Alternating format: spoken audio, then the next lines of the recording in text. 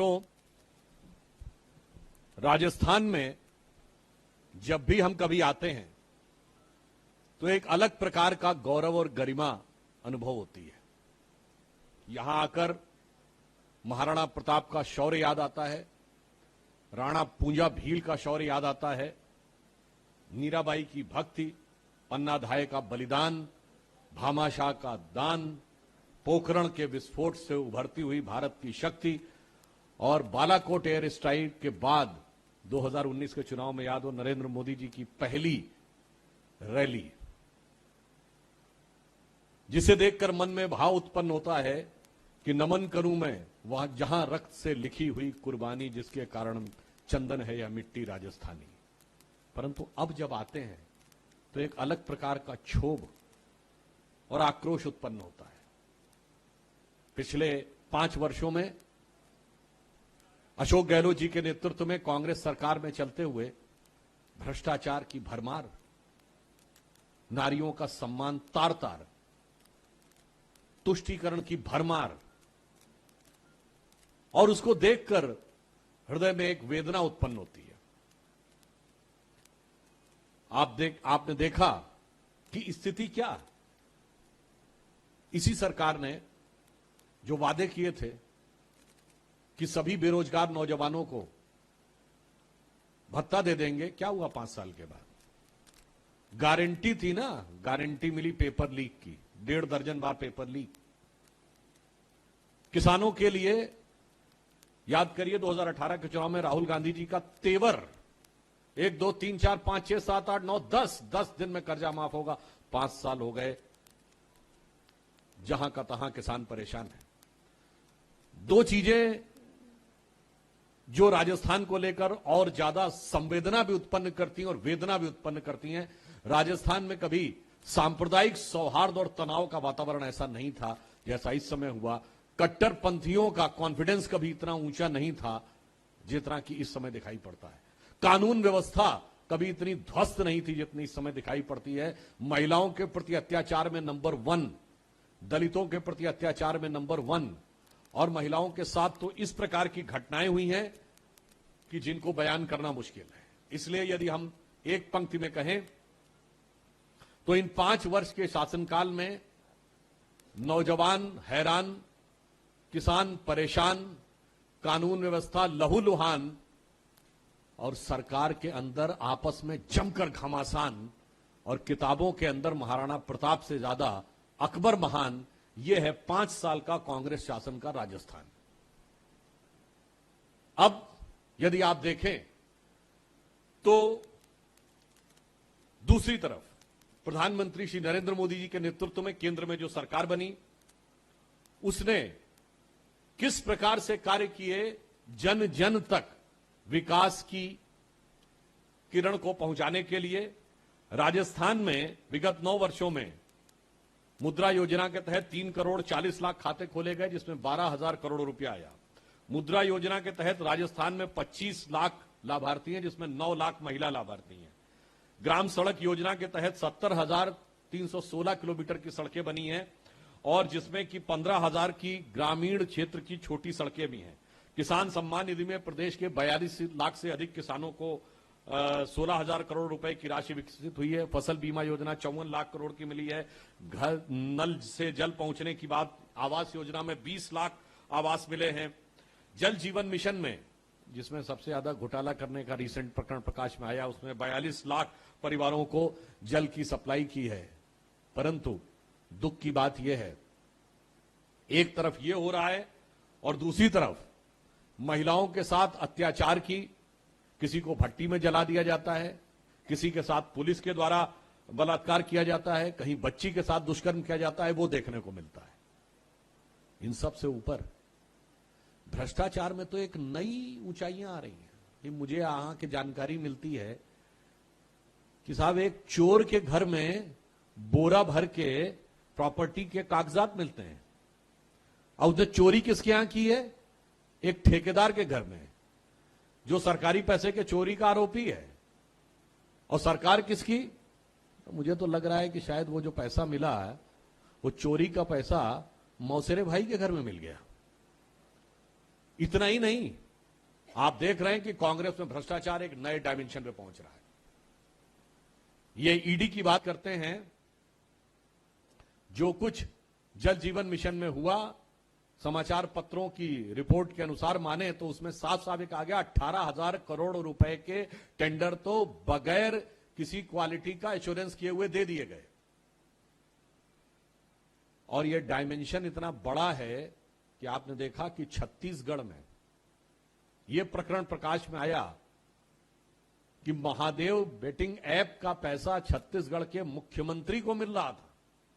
यह आरोप लगाया है।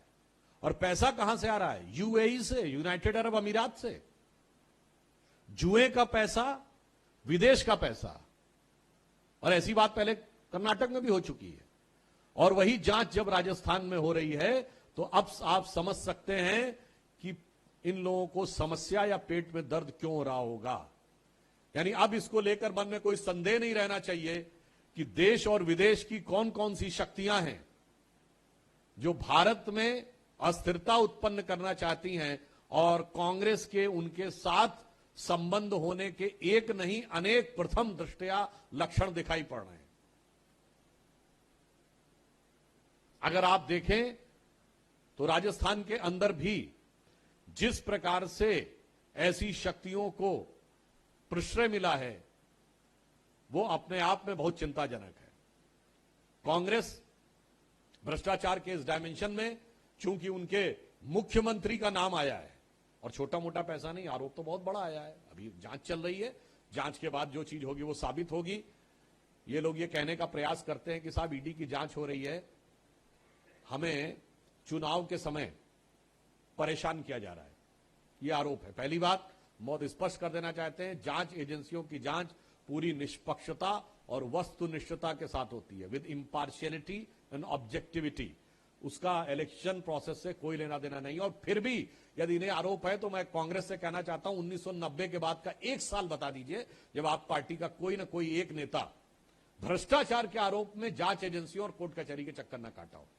आप सभी प्रबुद्ध पत्रकार से मैं आपसे भी कहूंगा, अनुसंधान करिएगा, विगत 33 वर्षों का बताइएगा। पीवी नरसिम्हा राव के जमाने से, मनमोहन सिंह की बात नहीं कर रहा हूं, 2G घोटाला, कोयला घोटाला छोड़िए, पीवी नरसिम्हा राव के जमाने से शुरू करिएगा। इवन राजीव गांधी जी के जमाने में आरोप लगा था उसका 1986-87 में। बताइए, लालू प्रसाद यादव जी 97 में जेल चले गए। नरसिम्हा राव जी कांग्रेस के मुख्यमंत्री प्रधानमंत्री थे। झारखंड मुक्ति मोर्चा रिश्वत कांड 1994 सुप्रीम कोर्ट में प्रूव हो गया कि पैसा लेकर सरकार बचाई गई, और कह रहे 2014 के बाद सब कुछ हो रहा है। और उसमें एक और कारण भी हो सकता है, कार्रवाइयां क्यों नहीं होती थी।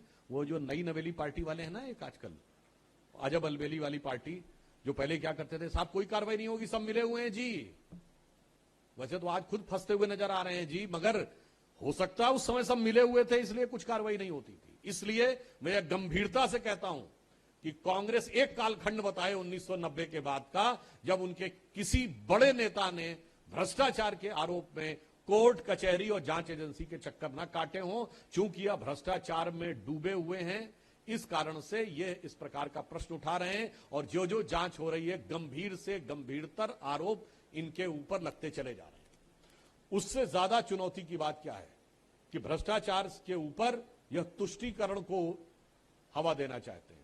आप याद करिए, कर्नाटक के एक नेता का बयान है, वो वीडियो वायरल हो रहा है ना, राजस्थान में आकर वो क्या कह रहे हैं, एक समुदाय विशेष से अपील कर रहे हैं, प्रिसाइजली मुस्लिम समुदाय से, कि जैसे कर्नाटक में एकजुट होकर तुमने हराया था वैसे ही यहां पे हराओ।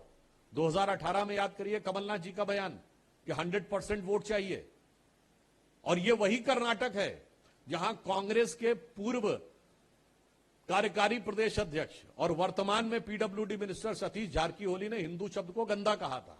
उस कांग्रेस का नेता राजस्थान में आकर यह कहता है, सीधे सीधे सांप्रदायिक अपील कर रहा है कि तुमको एकजुट होकर हराना है।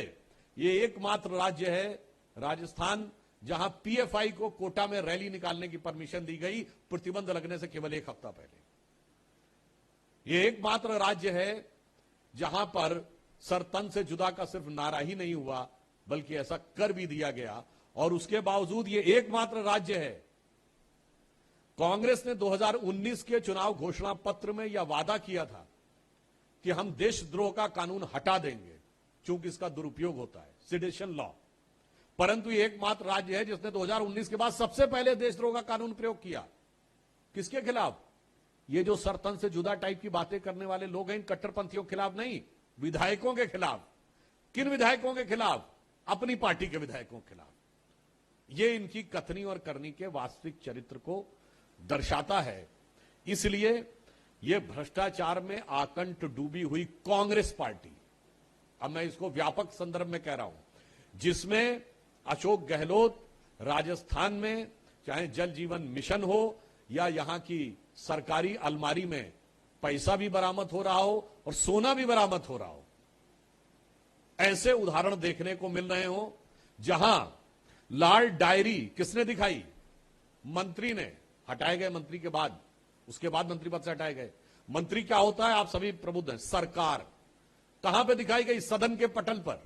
इससे ज्यादा प्रामाणिक वक्तव्य नहीं हो सकता कि सरकार सदन के पटल पर बोल रही है और उसके बाद उस लाल डायरी को पाने के लिए विधानसभा परिसर में जो मारामार हुई वो भी आप सबको ध्यान होगा। यानी कह रहे हैं लाल डायरी में कुछ नहीं है, और उसके बाद जिस ढंग की हाथापाई हुई उसे देखकर तो लग रहा था लाली मेरे लाल की जित देखूं तित लाल, और लाली देखन में गई मैं भी हो गई लाल। इस अशोक गहलोत सरकार को शर्म से लाल हो जाना चाहिए था। भ्रष्टाचार की जो गाथा है वो राजस्थान से लेकर छत्तीसगढ़ तक पूरी तरीके से दिखाई पड़ रही है। और ज्यादा खतरनाक बात मैं पुनः रिपीट करना चाहता हूं, पैसा जुए से आए या विदेश से आए, अरब देशों से पैसा आ रहा है। इस प्रकार की बात ईडी के सामने आई है, इससे आप समझ सकते हैं कितनी खतरनाक डिजाइन हो सकती है। इसलिए मैं अंत में पुनः जो मैंने बात कही थी उसी को रीएम्फसाइज कर रहा हूं। यदि हम इस बात को समराइज करना चाहें, यानी इस बात को संक्षेप में एक ही वाक्य में कहना चाहें, तो पूरे 5 साल का राजस्थान यह है कि नौजवान हैरान है, किसान परेशान है, कानून व्यवस्था लहूलुहान है, सरकार में आपस में घमासान है, और इसके बावजूद इनकी नजर में इतिहास में महाराणा प्रताप से ज्यादा अकबर महान है। ये दुख और दर्द से सिसकता हुआ अशोक गहलोत की कांग्रेस सरकार का राजस्थान है। परंतु हमें पूर्ण विश्वास है कि अब परिवर्तन का समय आ गया है और राजस्थान की जनता ने निर्णायक परिवर्तन का मन बना लिया है, और समस्त कष्टों का निवारण करने के लिए जो जल जीवन मिशन कहा गया ना, तो मतलब पानी।